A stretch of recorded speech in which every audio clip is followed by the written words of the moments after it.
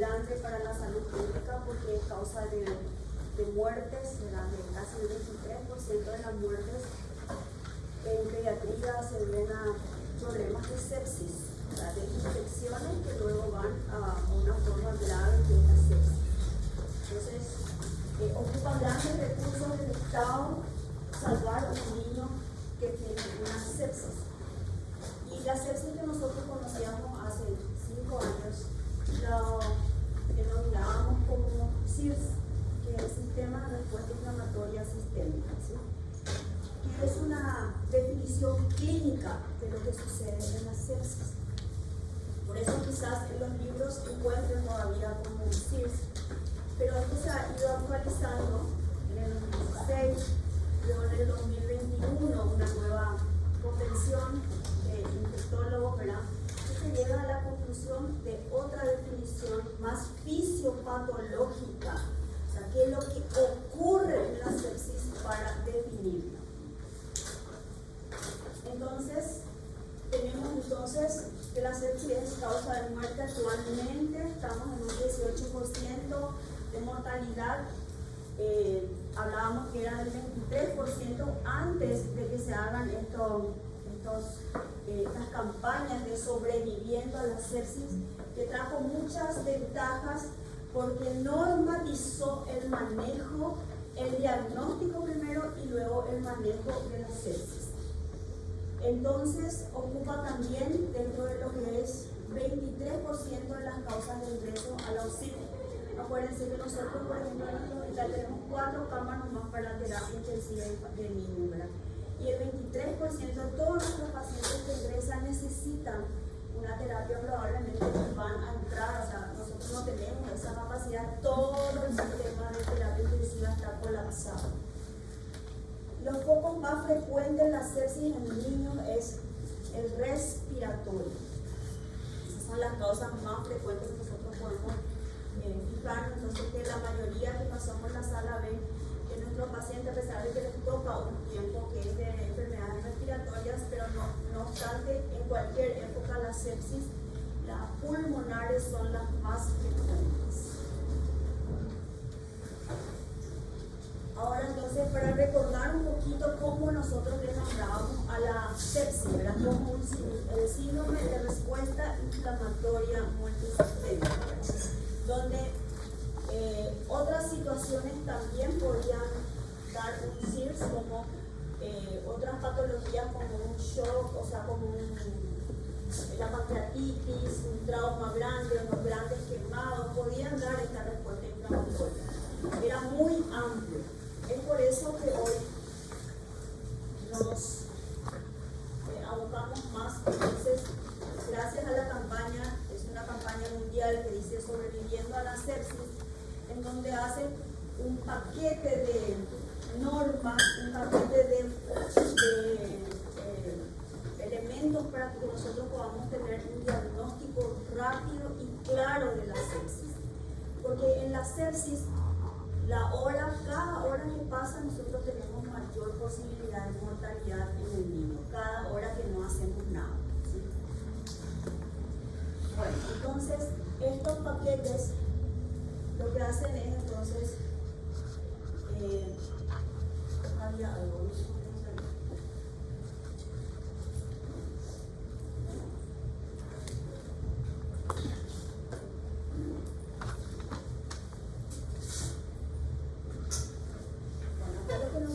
Yo les tenía propuesto ahí salió.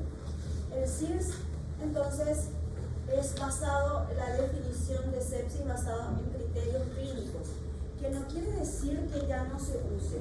Para mí, cuando veo un paciente directo, ya me vienen en mi cabeza todos los elementos del SIRS. ¿Cuáles eran los elementos del SIRS?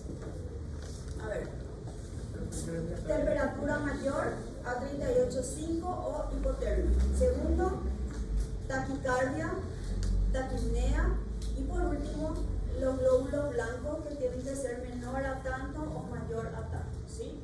Entonces sigue siendo importante porque es algo clínico que yo tengo presente, y es decir, está metido hoy día, pero entre todos los elementos que está en la definición posterior, que es la sepsis 3, que está basada más en criterios fisiopatológicos, ¿verdad? Donde tenemos una ventana más amplia para reconocer y para definir nuestras sepsis. Estos paquetes de metas son como instrumentos que nos facilitan abordar al paciente que tiene sepsis y nos dan unas pautas para que nosotros tempranamente podamos definir si es una sepsis y sobre todo iniciar un tratamiento precoz, rápido, eficiente y también que nos puedan dar algunos criterios también, no solo clínicos, sino también laboratoriales para poder hacer el diagnóstico de sepsis.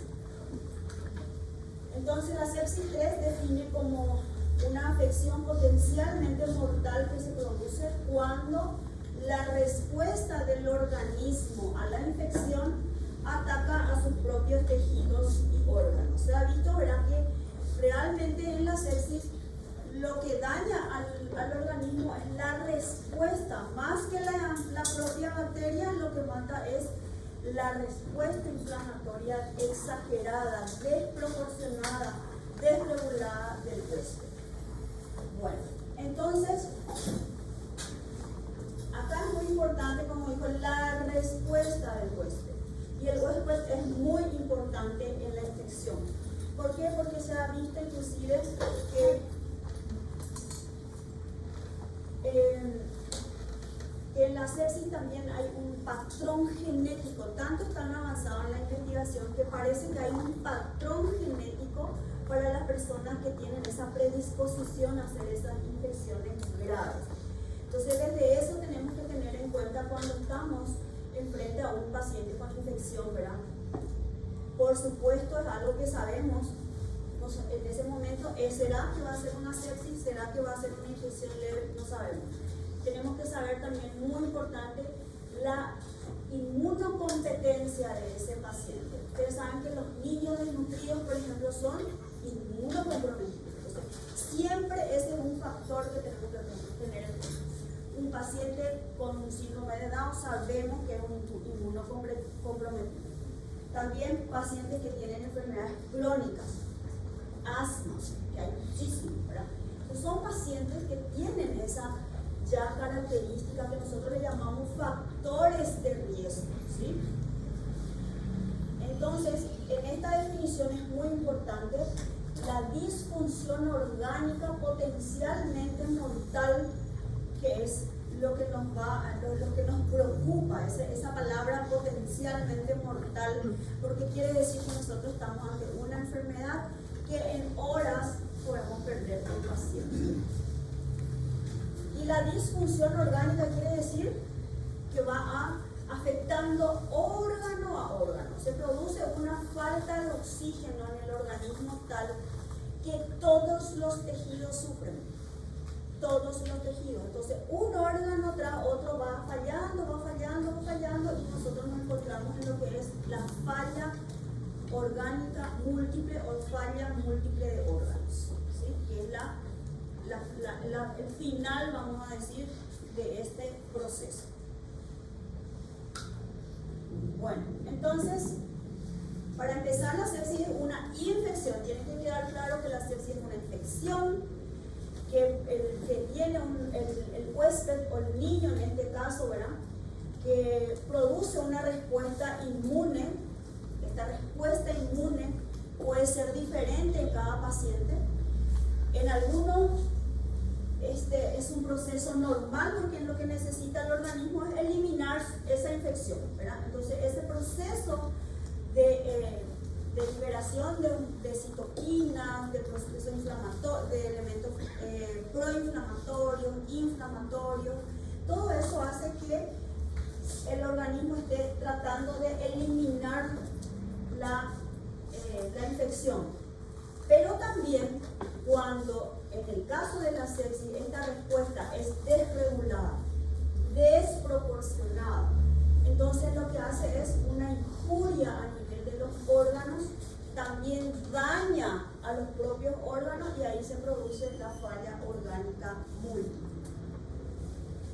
Entonces, Insisto en que la respuesta inmune no es la misma en todos los pacientes, por lo tanto todas las sepsis son iguales, ¿sí? Aquí en nuestra mente tiene que estar que cada paciente con sepsis va a venir de una forma también diferente de presentación. Bueno, entonces vamos a entrar un poquito, ¿qué es lo que pasa en la sepsis? ¿Por qué decimos que hay una exagerada respuesta inmunológica del paciente? Entonces, tenemos un estímulo microbiano. Estos componentes microbianos lo que hacen es estimular a nuestro sistema inmune, tanto celular como humoral, que es un poquito más tardío, pero que también se despierta. Pero el primero que se levanta es la defensa celular, donde está en primera línea la serie macrofágica, que lo que hace son liberar sustancias, que son unos mediadores inflamatorios, citoquinas, que actúan entonces estos dañando las células, y también tienen un órgano blanco que es el endotelio vascular. ¿Qué hace aquí? Produce un aumento de la permeabilidad vascular, tanto es así que se pierde todos los líquidos intravascular y da luego como estos son los mediadores, tanto las interleuquinas como el factor de necrosis tumoral. Aquí no le veo al 6, pero está de la interleuquina 6, que es muy importante. Entonces produce una permeabilidad tal que llega a un colapso vascular, ¿sí? Se colapsa todo el sistema microcirculatorio. Piensen en eso. Se colapsó el sistema microcirculatorio. Entonces, ¿qué pasa? No llega oxígeno a los tejidos. ¿Qué interpreta la macrocirculación? No hay precarga. Entonces, ¿qué hace el corazón? Tiene que aumentar su frecuencia y aumentar su fracción de eyección, que en un primer momento, según la ley de Starling, se produce aumento también de la fuerza de contracción. Pero llega a un momento en que esa fuerza ya no puede ser mayor, y entonces también ya hay un colapso a nivel del miocardio, ¿sí? Entonces tenemos una falla a nivel de la microcirculación por extravasación de líquidos, y tenemos también una falla a nivel de la macrocirculación, y ahí ya viene la falla orgánica múltiple, porque tenemos que afecta también al músculo liso, también afecta al miocardio, y por último esa falta de oxígeno llega a nivel más íntimo celular, que son las mitocondrias, porque empieza a acumularse óxido nítrico como resultado de todos estos procesos, y el óxido nítrico compite para la producción de ATP, y entonces la célula muere asfixiada. Es la parte ya final de la muerte celular. Ahí ya no hay retorno. Entonces, tenemos todo este proceso. Lo último entonces es la disfunción mitocondrial. Entonces, todo esto también se va liberando a medida que va pasando las horas. Se altera la coagulación, la fibrinolisis, el complemento, todo se va también levantando a medida que pasan las horas. O sea, a medida que pasan las horas y no se hace nada, entonces tenemos que ir empeorando hasta la disfunción mitocondrial, que es la muerte celular. Entonces tenemos que la falla mitocondrial, entonces ya hay un desacoplamiento de la producción energética, y por eso vemos que en la sepsis a veces le damos oxígeno, le aumentamos el oxígeno y no mejora la saturación del paciente, porque está el oxígeno pero la célula ya no puede usar ese oxígeno, ¿sí? Hay un desacople ya, hay oxígeno que nosotros le estamos pasando al paciente, pero las mitocondrias no pueden utilizar ese oxígeno para producir energía. Bueno, para redondear entonces nuestra fisiopatología, tenemos una respuesta del huésped hospedador, que esta respuesta entonces puede ser diferente en cada paciente, afecta la microcirculación, hay un flujo enlentecido. ¿Por qué? Porque se extravasa todo el líquido a nivel de los capilares, hay cortocircuitos que nosotros vamos a ver. ¿Cómo se ven los cortocircuitos en la piel del niño? La piel moteada, ¿verdad? El reticulado. Entonces nosotros tenemos que mirar, poder mirar qué es lo que está pasando. Si le vemos reticulado, entonces tenemos que pensar que estamos en este lugar. Disminuye, por supuesto, entonces ya el aporte de oxígeno a los tejidos, empieza la circulación, hay hipotensión, hipovolemia. Esta hipovolemia es relativa porque el líquido, ¿dónde se fue? Se fue todo al tercer espacio, ¿sí? Entonces el corazón empieza a actuar aumentando su frecuencia, aumentando su fuerza, pero después ya, por la ley de Stanley le decía, va eso ya a empeorar y vamos a tener entonces una reducción posterior del gasto cardíaco si nosotros no hacemos nada, y la reducción, por supuesto, y todo va en la reducción del oxígeno a los tejidos. Todo va encaminado a la disminución del oxígeno a los tejidos, que finalmente va a llevar entonces a una falla orgánica múltiple. ¿Cómo reconocemos una sepsis? Como siempre, esto más antigua, imposible entrar en la forma de mirar, y seguimos diciendo que tiene que ser la forma de seguir mirando a un paciente, ir pensando qué puede ser. Este paciente tiene fiebre, en primer lugar, si hay una infección, ¿verdad? Tiene fiebre. ¿Qué puede ser? Tiene taquicardia, tiene taquipnea. ¿Qué puede ser este paciente, verdad? Digo yo, no le veo bien, que es la primera impresión que nosotros cuando entramos en pediatría le miramos a todos los niños. Yo primero entro y veo si le veo a todas sus caritas, me voy o me quedo. ¿Por qué? Porque yo tengo que estar mirando cómo le veo a mis pacientes, ¿sí? Tiene pinta de que está enfermo este paciente, acuérdense del triángulo de evaluación pediátrica. Y también algo muy importante en la sepsis es cuando tengo dudas. No tengo que perder tiempo, tengo que consultar, aunque sea por teléfono. Tengo este paciente y necesito ayuda. Siempre pedir ayuda. Bueno,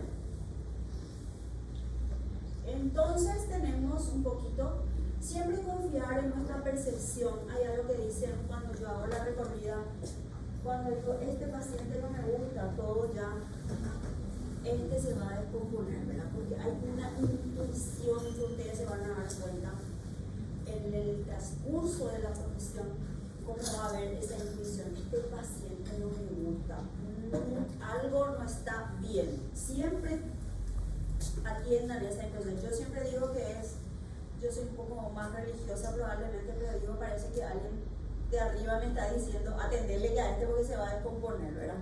Entonces, siempre tienen que tener en cuenta que los médicos tienen una intuición de que algo va a pasar. Este niño está enfermo, le miro, ¿me preocupo o no? ¿Parece que está con sepsis o no? ¿No se está a punto de morir? No. Este otro está enfermito también, pero por lo menos fija la mirada, está enfermito, ¿verdad? Entonces, ¿parece una sepsis? A mí no me parece, ¿verdad? Y miren cómo su ojera gigantesca, deshidratada, no hace contacto, nada, ¿verdad? O sea, tiene fiebre, pero los tres son diferentes sus caritas. Entonces, ese detalle de ponerse a mirar, pensar, intuir, entonces es muy importante para poder determinar, decodificar, es decir, no hace contacto visual, no le mira a nadie, está irritable, no se despierta, después se duerme. Eso es muy importante en el momento de hacer el diagnóstico temprano de sepsis. El triángulo de evaluación sigue siendo el mayor elemento para sospechar que hay una sepsis. Entonces, y siempre cuando uno no sabe qué hacer, tiene que pedir ayuda. No está mal decir no sé. No todos podemos saber de todo, ¿verdad? Entonces, si yo no sé, estoy ante un paciente ahí mismo tenemos la tecnología, ahí mismo tenemos que llamar y pedir ayuda, ¿sí? Bueno, los criterios clínicos, también dentro de los criterios clínicos está la intuición de los padres. Ese papá que tiene que pensar ustedes, mi hijo no está bien, no amaneció bien, no orina. Ojo, no orina. ¿Qué me está diciendo ahí? Hay algo no está funcionando, está deshidratado o ya está en una disfunción renal, ¿verdad? Entonces escuchen, aprendan a escuchar lo que dice el acompañante, lo que dice el padre de los niños. Y siempre el triángulo de evaluación, por favor, repasar todos esos elementos, el aspecto general, el aspecto circulatorio, el aspecto respiratorio. Eso es fundamental en la sospecha de sepsis. Todos los elementos tienen que estar: pulso, presión, glicemia. Ojo con la glicemia. En la sepsis la glicemia se dispara para arriba en la sepsis. Entonces, un elemento que siempre tenemos que tener en cuenta es la glicemia. El ileus, está distendido el niño, está distendido, no defeca, no. Esos son todos elementos que a mí me van a servir para poder, o sea, no hay nada que yo pueda desechar. Es muy importante tener en cuenta también el tipo de huésped. Le insisto, ¿qué tipo de huésped? Yo me quedo un poquito más tranquila si un niño eutrófico, un niño que está bien alimentado. Ahí lo que me falla es la genética, no sé qué genética, ¿verdad? Pero si yo de entrada yo ya veo que es un niño que está edematizado, que ya está su pelo en bandera, ya veo que es un desnutrido, entonces ahí yo me preocupo más. Tengo que hacer mejor las cosas porque ese paciente tiene doblemente posibilidad de morirse. Bueno, entonces todos estos elementos que ustedes ya vieron, no hace falta que yo repase todito, pero no se olviden de todos estos elementos para el primer contacto con el paciente. Ya desde ahí nosotros tenemos que tener la sospecha que este paciente puede tener una sepsis. Y el examen que tiene que ser también exhaustivo: color, tiene moteado, tiene reticulado, tiene llenado capilar lento. Todos esos elementos son muy importantes para hacer el diagnóstico. Siempre si tenemos una bradicardia, es mal pronóstico en la parte circulatoria, quiere que ahí está a punto de parar nuestro paciente, ¿sí? Y todos los elementos que ustedes ya saben de la parte del examen físico también. Luego venimos en el laboratorio. ¿Qué tenemos que nos pueda ayudar para el diagnóstico de sepsis en el laboratorio? Desde los reactantes de fase aguda, que me ayudan muchísimo. Acuérdense que en el CIR decía leucocitosis o leucopenia. Si ya tenemos la fiebre como base, ahora tenemos que ver leucopenia, leucocitosis. Tenemos que hacer una gasometría que me pueda decir cómo está el pH. Un coagulograma, acuérdense que todos los elementos son importantes porque se levantan, o sea, que se alteran, vamos a decir, en la sepsis. Cultivo siempre tiene que haber en una sepsis. Hepatograma es muy importante, tenemos que saber cómo está ese hígado, porque también puede haber una falla hepática. El perfil renal también, todos los electrolitos, el lactato, que es más pronóstico que diagnóstico, porque el lactato se levanta cuando hay hipoxia, cuando hay hipoperfusión, cuando está sufriendo, cuando hay una respiración anaeróbica. Entonces, ¿qué es lo que me dice el lactato? El lactato me está diciendo que hay una hipoxia, ¿sí? La glucemia, como les dije, hay un disparo también, y la ferritina también, que es otro elemento que se utiliza a nivel de las sustancias inflamatorias. No hacemos de rutina, son costosos, así como también, ¿qué falta acá? Acá me faltó algo que ustedes tienen que darse cuenta. Procalcitonina. ¿Está, verdad, o no está? Lactato está, pero no está procalcitonina. El lactato está, pero la procalcitonina es un elemento muy importante en la sepsis porque se levanta rápidamente y es también predictor. Cuanto más alto, más grave está el paciente, y cuando empieza a bajar este buen pronóstico. Eso les voy a mostrar acá, la PCR también. ¿Qué es lo que tenemos nosotros? Siempre tenemos que tener en cuenta en qué circunstancias estamos, en dónde estamos. No es lo mismo estar en Ciudad del Este, en el hospital regional, que estar en un distrital de Santa Rita. ¿Es o no diferente? El manejo de la sepsis. Probablemente acá voy a conseguir procalcitonina, voy a conseguir lactato, pero ya en Santa Rita probablemente, en Santa Rita ya es lo medio moderno, un poquito más lejos. Bueno, un poquito más lejos. Entonces no voy a tener, por eso yo tengo que ver el contexto en donde estoy para solicitar también mi laboratorio. Probablemente si estoy en ese lugar, en Neandertal, solamente voy a contar con un hemograma. ¿Qué me dice el hemograma en una sepsis? Leucocitosis o leucopenia, ¿sí? Puede ser que tenga una PCR. Generalmente la PCR se eleva un poquito más tarde, pero se puede estar elevado también más de 2 a 3 cruces. Tiene una sensibilidad de la PCR de entre 50 y 79, pero se eleva muy lento, entonces no vamos a tener tan rápidamente 3 cruces, por ejemplo, ¿verdad? Y otra desventaja es que se puede elevar también en otros cuadros también infecciosos como las virosis. Bueno, pero podemos hacer el primer día, el segundo día, el tercer día, y se va subiendo, entonces sí es muy importante. Ahora, la procalcitonina, el que tiene mayor sensibilidad, se levanta rápido, como dijimos, tiene si nosotros monitorizamos hoy, mañana, si sigue subiendo es de mal pronóstico, quiere decir que el proceso sigue, y si va bajando quiere decir que estamos bien en nuestro manejo antibiótico, en nuestro manejo general del paciente.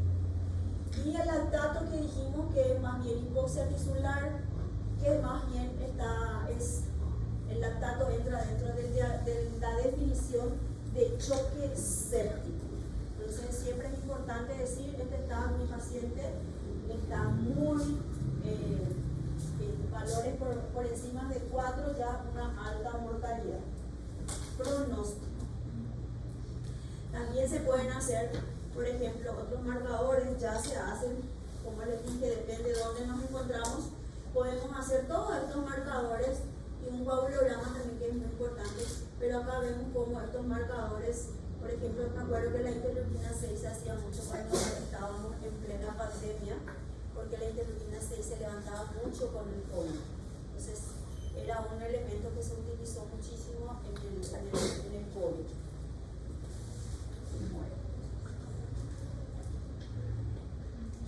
La sepsis, criterios diagnósticos.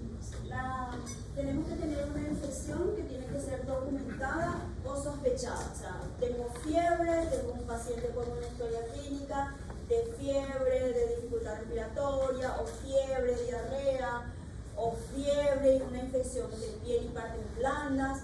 Entonces tenemos que tener una infección probada o sospechada.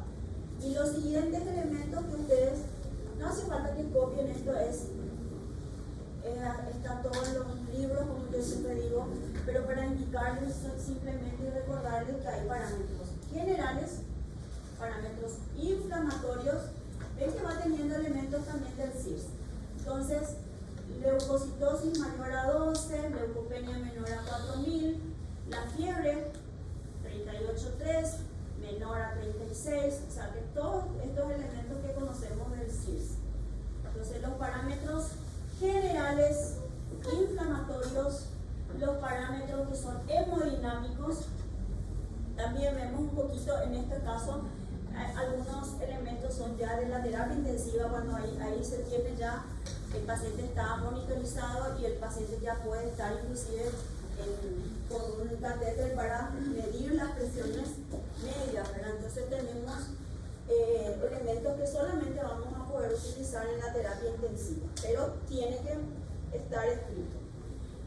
El índice cardíaco, eso se hace también, los parámetros de disfunción orgánica, todos estos elementos también, oliguria menor a 0,5 por lo menos durante 2 horas, la creatinina por encima de 0,5, anormalidades en la coagulación, El hilo, que es una cosa muy importante porque los pacientes vienen muy distendidos, por eso siempre un paciente con sepsis necesita una sonda nasogástrica por el hilo. La trombocitopenia muy importante y la hiperbilirrubinemia también. Los parámetros de disfunción o de perfusión tisular, que es la hiperlactemia, más de 3 dice acá, ¿sí? Mal pronóstico, dijimos que era por encima de 4, la mortalidad es elevadísima. La disminución del drenado o el moteado de la piel. Estos elementos, todos estos elementos están escritos luego en la historia clínica del paciente, porque es muy difícil acordarnos de todo, ¿verdad? Entonces, nosotros en todas las carpetas inclusive ponemos todos estos elementos para poder acordarnos siempre y mirar, hacer como un checklist. Este paciente que entra tiene y vemos, ¿sí? Ese es lo que tenemos, estos elementos, que es un paquete, ¿verdad? Para clínico, para poder mirar si el paciente tiene sepsis.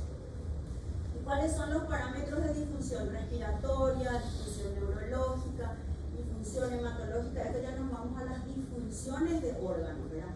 ¿Qué elementos tenemos que tener para decir hay una disfunción neurológica? Un score de Glasgow menor a 11 o que haya bajado 3 puntos en una observación, ¿sí? Entonces eso es muy importante tener en cuenta también. Después, esas son todas cosas que están escritas que no hace falta que memoricen, pero tienen que saber. La infusión hepática, que son las enzimas 2 veces por encima del valor, y también una bilirrubina total mayor a 4. Esto me está diciendo que hay disfunción ya de órganos. Esto es...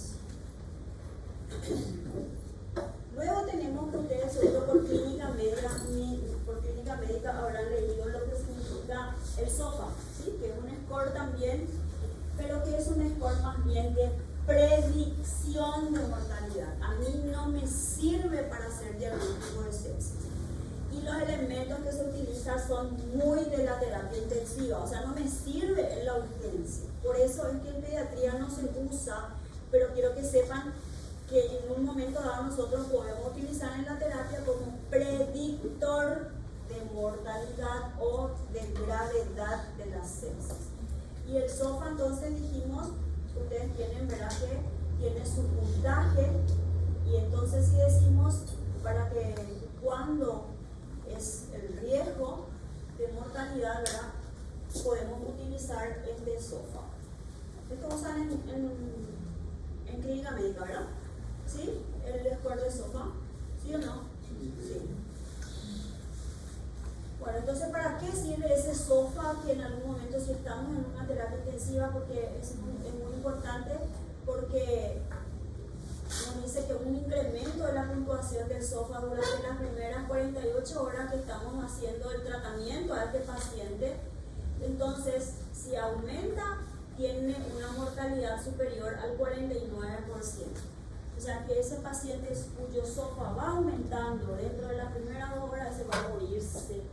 La mitad de los pacientes, si hay 4 probablemente con sepsis, estos 2 pacientes se mueren. Es muy grave, por eso que más bien se utiliza ya en la terapia intensiva estos puntajes de SOFA. Bueno, este es el Quick SOFA, que son 3 elementos rapidísimos, para mí más fácil, pero de todas maneras siempre es predictor, no es tanto para hacer. También van a ver en clínica médica cómo se utiliza mucho esto, ¿sí? Bueno, y este es el camino de la sepsis. Entonces es un camino que nos va a llevar donde primero tratar de entender cuáles son las condiciones clínicas en primer lugar que llega a mi paciente. Entonces, condiciones, qué tan mal está el panorama. Entonces, mirar primero la condición clínica. ¿Para qué usamos entonces para saber qué condición clínica llega al paciente? El triángulo de evaluación pediátrica, todo el examen físico, todo. Entonces, eso me va a dar a mí la condición clínica en que llega el paciente, ¿sí? ¿Está tan mal o tenemos tiempo todavía de hacer algo? También tenemos que tener una para hacer ese diagnóstico necesitamos una agudeza, tenemos que tener esa intuición, escuchar a los padres y tenemos que tomar las decisiones rápidas en el momento. No tenemos mucho tiempo en la sepsis. Entonces, porque eso es lo más importante, tomar entonces diagnóstico precoz certero. Para eso tengo que sospechar, tengo que tomar las decisiones rápidamente, ¿verdad? Para que yo pueda tener un final feliz en un lapso de tiempo muy cortito, muy cortito. Y tenemos para eso también, estos dos, aunque parecen iguales, son muy diferentes. ¿Sí? Porque para que se acuerden que todas las sepsis no son iguales, ninguna sepsis es igual a otra. No olvidarse que depende muchísimo del huésped. No es lo mismo una sepsis en un desnutrido, en un inmunocomprometido, en un asmático, que en un paciente que es, vamos a decir, eutrófico, inmunocompetente. Siempre se va a presentar en una forma diferente.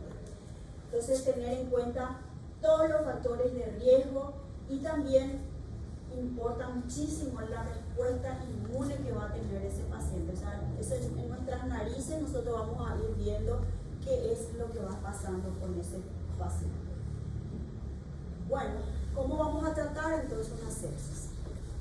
Primero, diagnóstico, ya intuyo, creo que es una sepsis, entonces ese paciente dijimos que tiene que ser, las decisiones tienen que ser rápidas en corto tiempo. Entonces, paciente que creo que es una sepsis, manejo de las vías aéreas, aporte de oxígeno a flujo alto. Cuando llega el paciente y yo creo que es una sepsis, ya tiene que tener una posición a 45 grados, flujo alto de oxígeno, le tengo que colocar 2 vías, tengo que dar aporte de líquido, control de la glicemia, no se olviden. La glicemia aparte es también un diagnóstico, es decir, ese paciente ya llegó con una hiperglicemia, me está diciendo que es una sepsis. Inicio precoz de antibiótico, muy importante, de amplio espectro, siguiendo siempre las normas. Foco, ¿qué foco tiene ese paciente? ¿Pulmonar? ¿Es enteral? La sonda nasogástrica, ¿por qué era importante la sonda nasogástrica también acá? Porque hay híleos. Entonces se pone una sonda nasogástrica, una sonda vesical. Yo tengo que saber si mi paciente orina o no, hay un fallo de renal o no. Monitorización de los signos vitales y presión arterial, reevaluación permanente de todo lo que yo hago. Siempre la reevaluación, no se olvide. Control de todos los parámetros laboratoriales, ahí ya entra. Una vez que yo le canalizo, ustedes ya saben acá en la urgencia, una vez que se le canaliza, ya se le toman todas las muestras que se pueden. ¿Qué se le toma? Todo, reactantes de fase aguda, electrolitos, calcio, glicemia, gasometría, coagulación, no se olviden, perfil renal, perfil hepático, procalcitonina, todo lo que yo puedo hacer en el lugar donde estoy.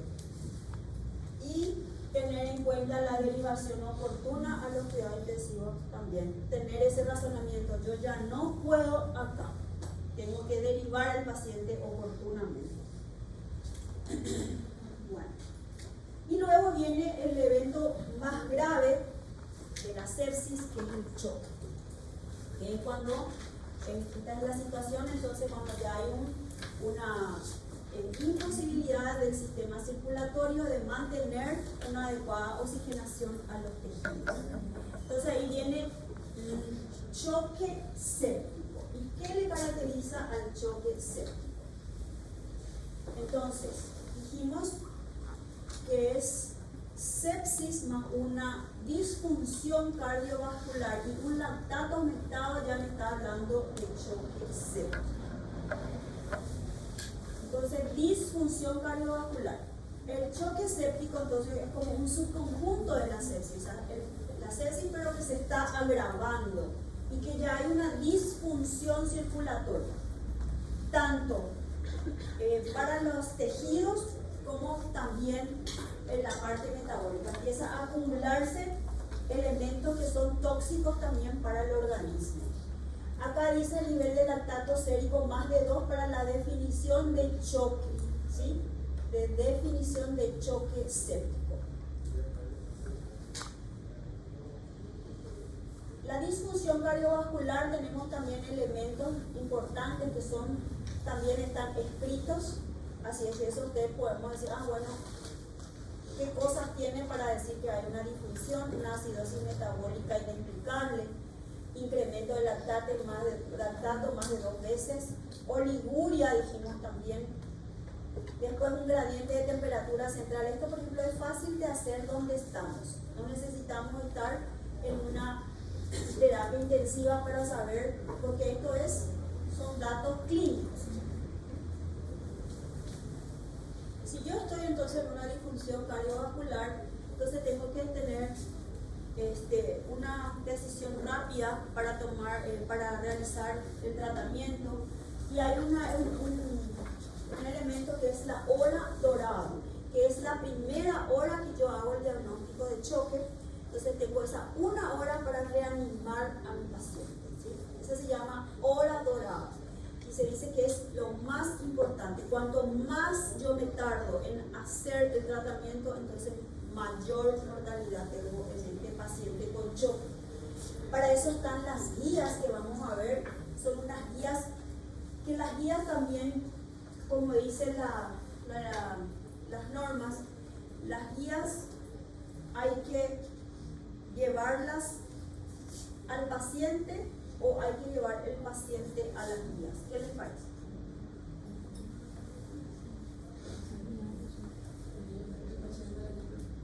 La guía. Vos llevas la guía y tenés un paciente, entonces vos decís, ¿qué puedo hacer en este paciente que dice las guías? Entonces vos haces todito ahí, que es lo que te dice tu guía, y vos de acuerdo a tu paciente te vas haciendo, ¿sí? Entonces, el contexto institucional en el que me encuentro, yo estoy allá en Yapungaú o estoy en el hospital regional, ¿sí? ¿Qué es lo que tengo? Por eso cuando ustedes probablemente hagan su pasantía rural o algo, hay mucha gente desesperada cuando están lejos y le llega un paciente grave, porque todo lo que decimos no tienen, ¿verdad? Entonces, ahí está el teléfono. Pedir ayuda. ¿Qué puedo hacer? Tengo esto. ¿Sí?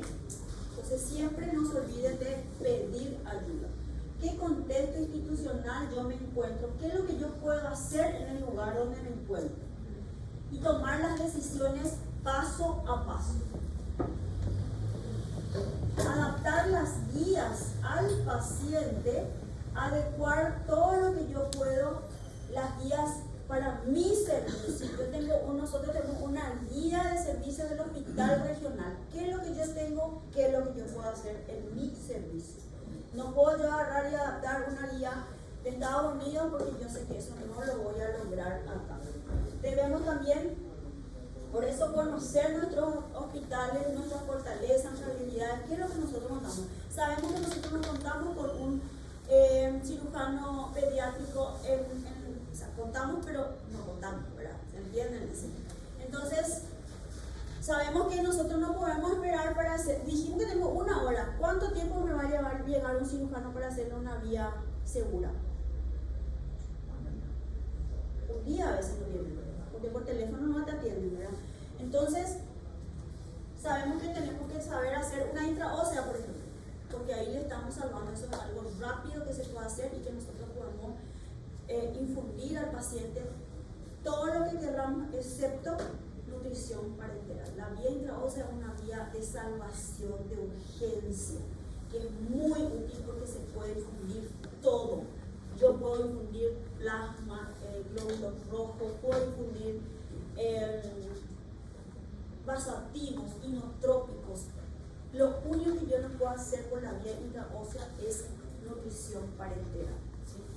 Entonces, tengo por eso que cuando yo me voy a mi lugar, a mi hospital, tengo que conocer lo que tengo y tengo que armar mi equipo para poder tener esa respuesta rápida, efectiva que necesitamos con los pacientes graves. Bueno, ¿qué necesita entonces el paciente que llega con un signo de sepsis, que yo ya veo que está mal, que está en choque? Oxígeno a flujo alto, ¿sí? Mascarilla con reservorio, así para que vaya prácticamente a presión positiva, flujo alto en más de 10 por mascarilla, posicionar al paciente para que vaya, las vías aéreas estén bien permeables para poder llevar el oxígeno. Fluidos, los fluidos son muy importantes en la primera hora del choque. Vamos a decir, sigue siendo el elemento más importante. Después tenemos el inicio precoz del antibiótico, sí, de amplio espectro y de acuerdo al foco que tenemos. Y si no responde a esto, tenemos los vasopresores como la adrenalina, la noradrenalina, dopamina. Hay ahora todo elemento para decir, bueno, cuando es un choque inicial dentro de las primeras 6 horas, la adrenalina es la mejor. Pero igual, si yo solo sé usar dopamina, usar dopamina. Se usa lo que se tiene y también lo que se sabe usar, ¿sí? Bueno, el abordaje entonces de estos pacientes son, en primer lugar, reconocimiento fundamental, reconocer que es una sepsis, aplicando todas las herramientas que tenemos, todos los elementos que tenemos, los paquetes que tenemos para hacer el test, la evaluación primaria, secundaria, todo lo que nosotros tenemos para hacer el diagnóstico, el reconocimiento. Si yo veo que hay necesidad en el momento de la llegada, ya se hace la resucitación, se estabiliza al paciente y se hace la referencia si es que yo no puedo seguir con el paciente. Si ya mi capacidad no da, entonces yo tengo que referir oportunamente. Se dice que cuando llega un paciente con sepsis, ya la terapia tiene que estar avisada, ya tenemos que estar pidiendo lugar para ese paciente porque va a terminar la terapia. Y el control de todos los procesos, esto es lo más importante. Termina, se fue el paciente a la terapia y el plantel médico tiene que sentarse a decir qué hicimos bien, qué nos faltó, porque la próxima vez, dentro de 2 horas va a llegar otro. Entonces yo tengo que estar preparada. Si yo no tenía adrenalina, no tenía para intubar al paciente, entonces yo todo eso tengo que hacer. La evaluación y el control de los procesos son muy importantes en una terapia, en una urgencia. Entonces, la hora dorada dice choque séptico dirigida por metas. Entonces, primero, de los primeros 0 a 15, los primeros 15 minutos que llega el paciente y yo le hago el diagnóstico de choque séptico. Entonces, comenzar, dijimos, llega el paciente, flujo alto de oxígeno, posicionar al paciente y la resucitación ya con 2 vías periféricas o también se puede tener una intraósea. Se le administra fluidos a 10 cc por kilo de peso. Puede ser en bloqueo rápido o inclusive puede ser en bolos, hasta 3 veces.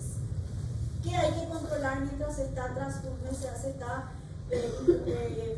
infundiendo líquidos? Se tiene que controlar muy bien la diuresis, la presencia de rales. ¿Por qué? Porque podemos estar ya ante una insuficiencia cardíaca. Entonces nosotros le hacemos líquido y no hay respuesta. Entonces, comenzar ya en estos primeros 15 minutos los antibióticos, no se olviden, ya entra antibiótico en el primer 15 minutos. Monitorización, mantener la saturación por encima de 94, corregir en este momento la hipoglucemia e hipocalcemia. El paciente entonces recibió 3 cargas a 10 cc por kilo de peso. Y nuestra pregunta es, ¿sigue en choque? Si sigue en choque, entonces nos vamos de 15 a 60 minutos. ¿Qué es lo que vamos a hacer? Comenzar con inotrópicos. Decimos entonces a nuestro paciente, no respondió a fluidos, es un choque refractario a fluidos, ¿sí? No respondió a la administración de fluidos, sigue con signos de choque. Entonces, ¿qué tengo allí que mejorar? ¿Qué es lo que está el choque? El choque lo que hay es una vasoconstricción periférica y el corazón no está o sea, tiene una fracción de eyección baja. Entonces, ¿qué hacemos ahora? Tenemos que mejorar esa vasoconstricción periférica y tenemos que darle mayor fuerza de contracción. Y solamente se puede lograr con los inotrópicos, ¿sí? La adrenalina mejora la fuerza de contracción y relaja un poquito la vasoconstricción periférica. Entonces se puede utilizar la adrenalina, que es muy importante, es lo primero que solemos usar, ya estamos acostumbrados acá con la adrenalina. Yo no voy a entrar en tratamiento, cómo se usa, ustedes no necesitan, cuando sean residentes van a aprender, ¿sí? Pero ustedes tienen que saber cuándo decir acá ya no va los líquidos, tenemos que pasar a la adrenalina, ¿sí? Bueno, también tenemos que ver cuando el choque frío y caliente, vamos a ver después cómo se presenta un choque frío, ¿sí? La disminución del gasto cardíaco y cómo están los pulsos tan débiles y el llenado capilar es muy lento, ¿sí? Lento, voy a mostrarles después. Y el choque caliente generalmente en las primeras horas puede haber un choque caliente donde hay una taquicardia inmensa y también el niño parece pletórico, rojo y el llenado capilar es en flash, ¿sí? Ese es el choque caliente, ¿sí? Pulso débil pero llenado en flash se llama. Les voy a mostrar. Bueno, esto también todo es bien teórico, que tienen que saber. Y una vez pasada las 1 hora, la hora dorada, ya tenemos que decir si no respondió a lo que nosotros le estamos haciendo a la terapia intensiva, y ahí están las medidas ya extremas. Cuando ya pensamos que hay insuficiencia adrenal, sigue usando el corticoides, se puede hacer hidrocortisona entre 2 y 50 miligramos por kilo, o se puede hacer de forma intermitente o se hace también en una vez. O sea, se hacen todas las medidas ya de salvataje en este momento. Muy bien. Este es el llenado capilar flash rápido, así rojo pletórico está el paciente. ¿Ven? Rojo, su manito. No se puede ver, nosotros viendo un video y nunca me sale. Pero se aprieta, se larga y vuelve rápidamente. Flash se llama eso. Y sin embargo, el frío es, ven ustedes que le palpan y queda blanco el paciente. Queda blanco y se cuenta 1, 2, 3, generalmente más de 3 segundos. ¿Sí?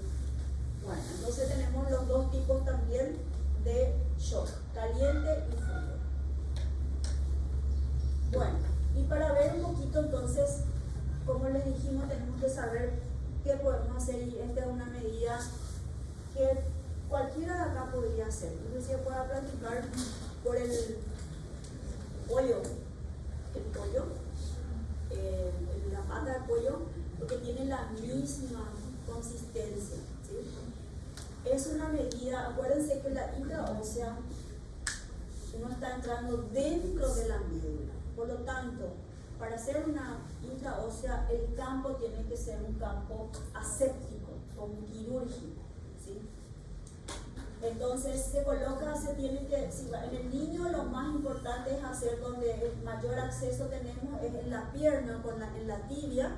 Entonces se coloca una almohadilla, un rodillo para exponer la pierna del niño, y los puntos son, aquí tenemos la tuberosidad anterior de la tibia, encontramos que está en la cara anterior, 2 dedos por debajo y 1 por dentro, 2 por debajo, 1 por dentro. O sea, yo palpo mi tibia, palpen un poco la tuberosidad anterior de la tibia, 2 dedos por debajo y 1 dedo por dentro. Ahí es el lugar donde yo voy a tener que hacer mi función. Entonces hago un buen campo. Mi catéter tiene que ser, ¿qué tengo en mi urgencia? No tengo catéter para intraósea. ¿Tengo? No tengo. Si no tengo, uso las agujas más grandes, que pueden ser entre 14, 18 o 14. Así se miden las agujas, 18G o 14G. o un catéter, que hay luego catéteres para punción intraósea que se tiene en la urgencia. Entonces, ¿cómo se hace? La médula ósea, entonces nosotros lo que queremos llegar es a la médula ósea, y para eso tenemos que atravesar todo lo que es el hueso, ¿verdad? Hasta llegar al espacio que entonces lo importante es que, ¿por qué nosotros queremos llegar ahí? Porque hay una red venosa muy importante que va a ser donde yo puedo infundir, como les dije, todo lo que yo quiero, porque ahí va a absorber completamente a través de estas venas nutricias y del sistema venoso. Acá vemos entonces, se coloca, ya tengo marcado dónde voy a hacer, entonces se coloca la aguja o el catéter o el trocar, se coloca en forma perpendicular y manteniéndolo siempre en esa forma. Perpendicular, y se hace como una rotación izquierda-derecha, siguiendo la presión. No vamos a alargar la presión, siempre presionando y haciendo una rotación interna-externa hasta que entramos en un espacio, ¿sí? Ese espacio me dice, cuando pasamos, dice como un plop, es como un ruido en el espacio que entra, que está pasando el periódico, y ahí me dice que estoy dentro de la médula, ¿sí? Ahí se tiene que fijar muy bien. Estos son los tipos de trocar, ven cómo es bien gruesito. Estos, por ejemplo, son súper manejables, ¿verdad? Porque tienen inclusive de dónde agarrar. Este también. Entonces, ahí prácticamente pueden hacer como les digo con el pollo, porque tienen la misma. Nosotros solemos practicar con los residentes con el pollo. La pata, el hueso, ¿verdad? No con la carne, el hueso del pollo, y uno va apretando con una aguja que tengan de jeringa y hacen ese mismo, y de repente van a sentir ese espacio que se pasa, que se entra en algo, y esa es la médula ósea, ¿sí? Hagan un poco y van a ver que es lo mismo. O sea, esta es una medida de urgencia que todos tenemos que saber hacer. ¿Dónde hacemos? Entonces, primero que se tiene en cuenta para la intraósea, asepsia. Acuérdense que estamos entrando dentro de la médula ósea. Campo, y como un campo quirúrgico, guante, todo lo que se tiene para hacer un campo quirúrgico, ¿sí? Segundo, tener el trocar adecuado, aguja entre 14 y 18G o trocar para intraósea. Eso también tenemos que ver si en el lugar donde se va tienen o no tienen, porque ustedes en el momento que quieren hacer una intraósea no tienen tiempo de ir a comprar, tienen que tener, entonces tienen que conseguir. Otra cosa que necesitamos entonces es conocer el sitio donde voy a pulsar. Tuberosidad anterior de la tibia, 2 dedos por debajo, 1 por dentro, es ese el sitio. Mantener en forma perpendicular siempre la aguja y hacer rotación interna, externa, siempre haciendo presión, y vamos a entrar en la médula ósea. Se escucha un plop, un vacío cuando entramos dentro de la médula ósea y cuando pasamos la resistencia de la parte de los huesos. Bueno,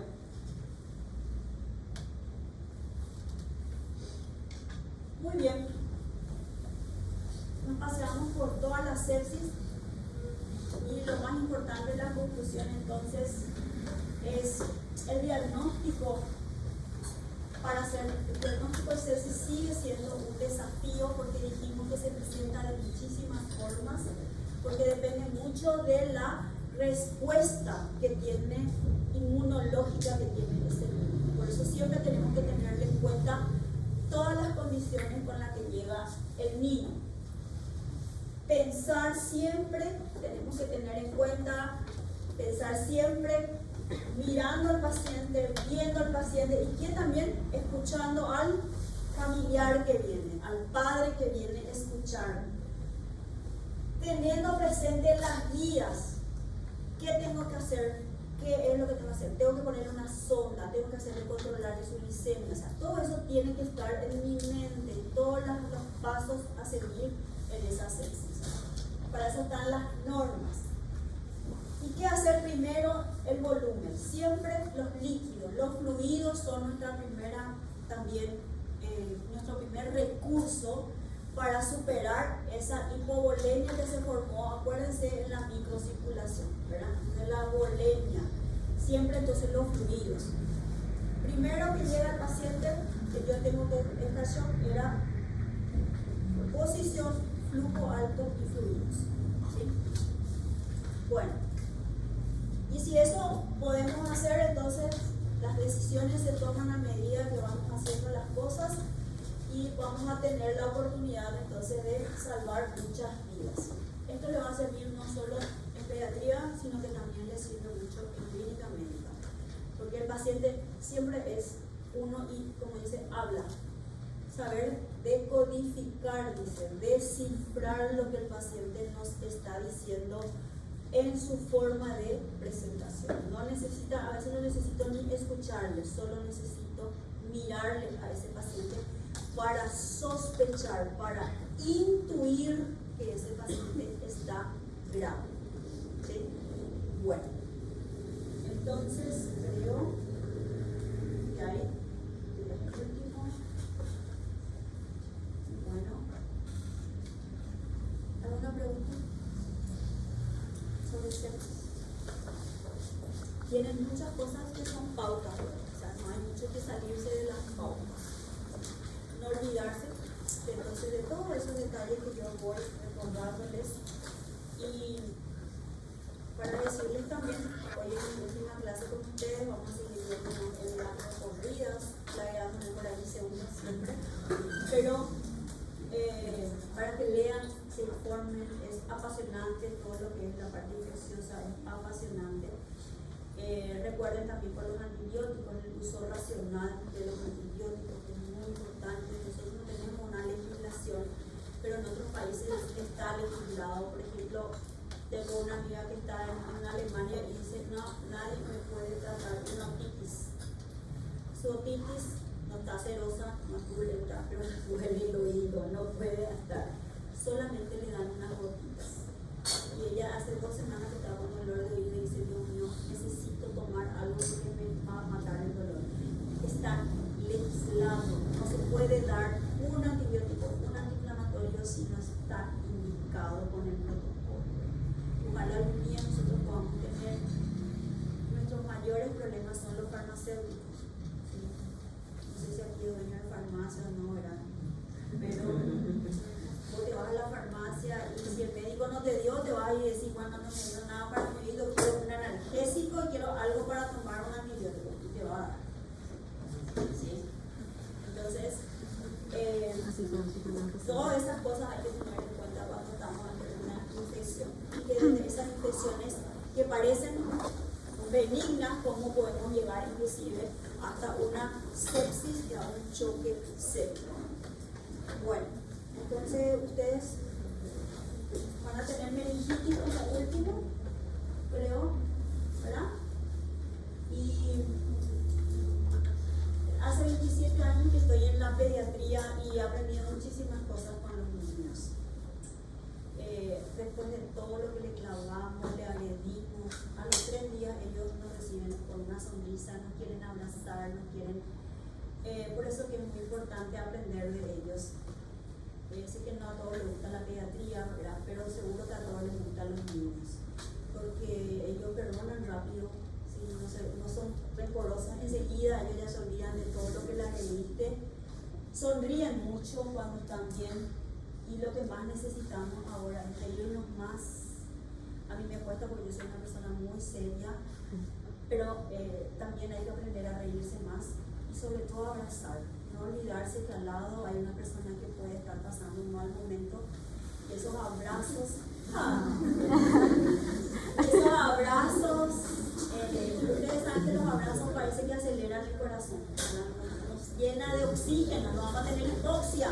Entonces, abracémonos más, riámonos más y perdonemos más, que la vida es muy cortita. Y muchísimas gracias.